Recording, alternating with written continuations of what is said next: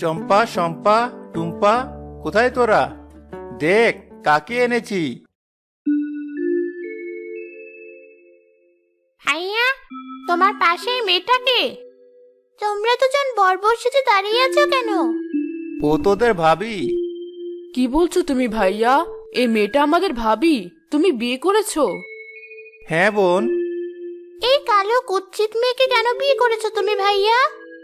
দিয়ার আজ বিয়ের কথা ছিল, পণ দিতে না পারায় দিয়ের বিয়ে ভেঙে যায়।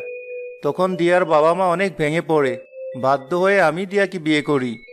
কাজটা তুমি একদম ঠিক করনি ভাইয়া। এমন কালো কুৎসিত দেখতে মেয়েকে আমরা ভাবে বলে মানি না। চল বোনেরা।